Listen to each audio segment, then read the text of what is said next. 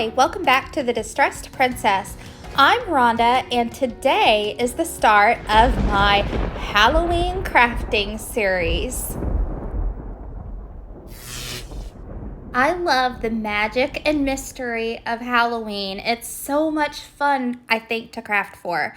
So here's a look at all the DIYs I'm working on today.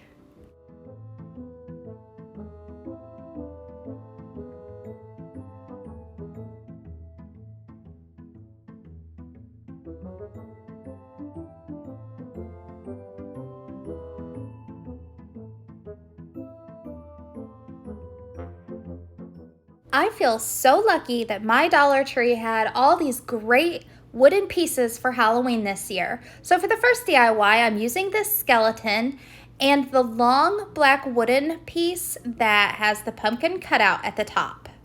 The first step is to lay out the skeleton and paint him with white chalk paint, and it only took one coat, and I didn't worry about painting the backside because that is going to be attached to the long black plank, and so you won't see it. When the skeleton is dry, then you lay him on the black wooden plank. And I decided that I wanted to make him pose. So you put your skeleton however you think that he is cute or funny or just makes you happy. Once you have him all posed up like you want him to be, then just go along and put hot glue in the important places, like underneath both of his feet, his knees, his hands, his shoulders, and especially his head. Then I felt like he was missing a little something, so I got out my Halloween stickers from the Dollar Tree, and I'm going to put Boo, like he's just standing there with his hand on his hip, and he says, Boo. That's it. It already has a hanger. He's ready to go up on the wall, and it only took 10, maybe 15 minutes. He is so cute.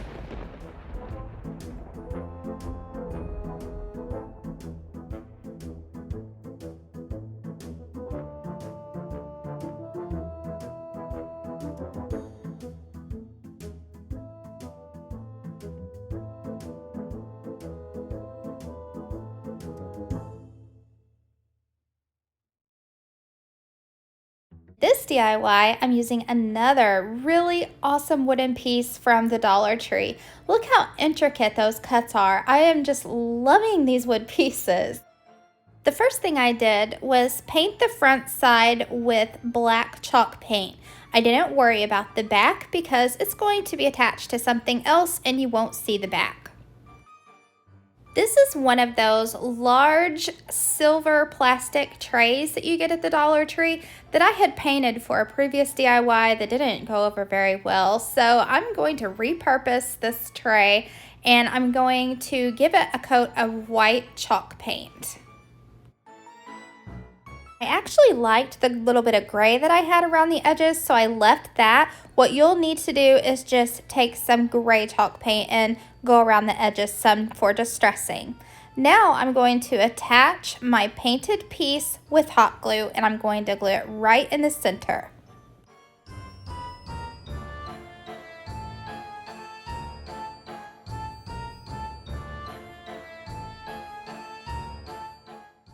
Next, you'll decorate with some florals, and these are some branches that I got at the Dollar Tree.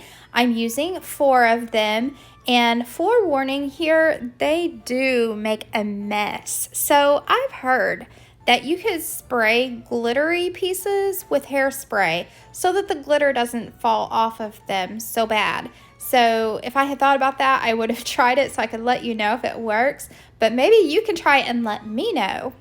So I made a little branch swag with 2 on each side, and then I'm going to secure them in the middle with a black zip tie. Then I used my wire cutters to cut off the bulky ends of the stems. So see what I mean about that glitter falling off on the table? But I do have one of those little tabletop ladybug vacuum cleaners, and it works great. If you're interested, I have it linked in my Amazon store in my description, and you can get one for yourself. The next step is to hot glue your swag to the center bottom of your tray. I also hot glued up the sides so that the branches would stay where I wanted them to. For the center of the swag, I'm going to use one of these glittery maroon roses with the black on it that came from the Dollar Tree, and I'm going to hot glue it right to the middle. Then I began trimming off my Halloween florals that all came from the Dollar Tree, and I just started hot gluing up the sides of the tray for more floral decoration. And then I cut a piece of black glitter ribbon that I got from the Dollar Tree, and I'm going to make a loop and hot glue it to the back of the tray, making a hanger.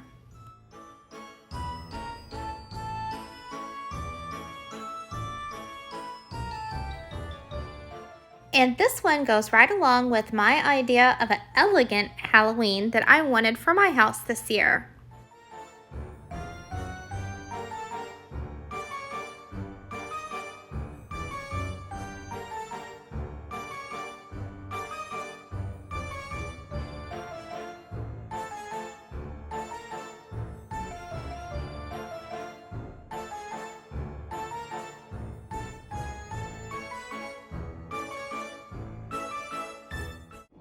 I've been excited about making this one ever since I found these wooden flowers, kind of like solo wood flowers at the Dollar Tree.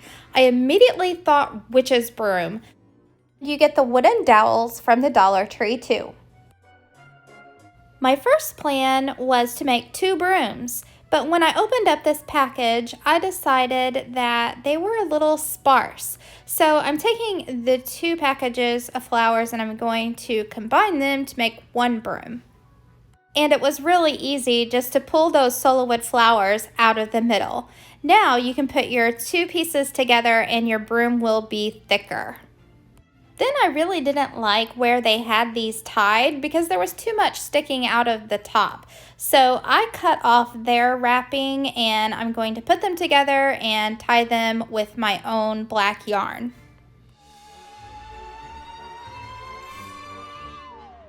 And then you work on your broomstick, and the only thing you have to do is paint it black.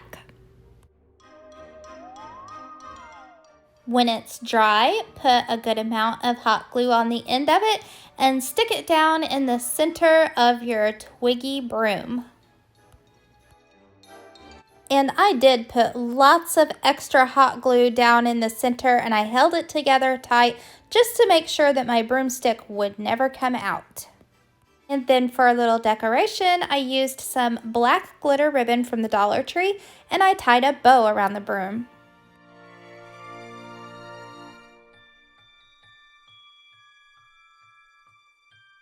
And it turned out just as cute as I imagined when I first saw this solo wood flower piece in the Dollar Tree.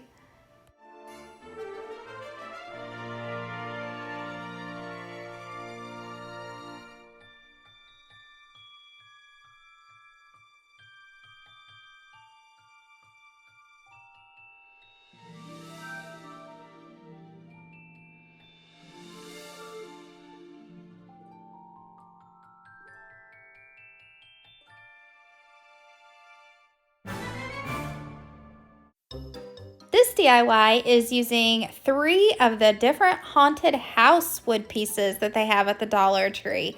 I love these haunted houses. Now the goal here is to make these haunted houses stand up, and the way we're going to do that is using some tumbling tower block pieces from the Dollar Tree, and we're going to use some super glue, wood glue that is also from the Dollar Tree, to attach them to the back of the haunted houses so that they will stand up. You'll notice that one of these houses is kind of curvy on the bottom, and so you need to place those tumbling tower blocks a little bit lower. Make sure that you play around with your tumbling tower blocks, attaching them to your houses and making sure that they will stand up properly before you let the glue set. And the last step is to paint these houses front and back with some black paint. And this is what you'll have, and it's perfect for setting up your own little Halloween town with some lights behind them that would shine through the windows and doors.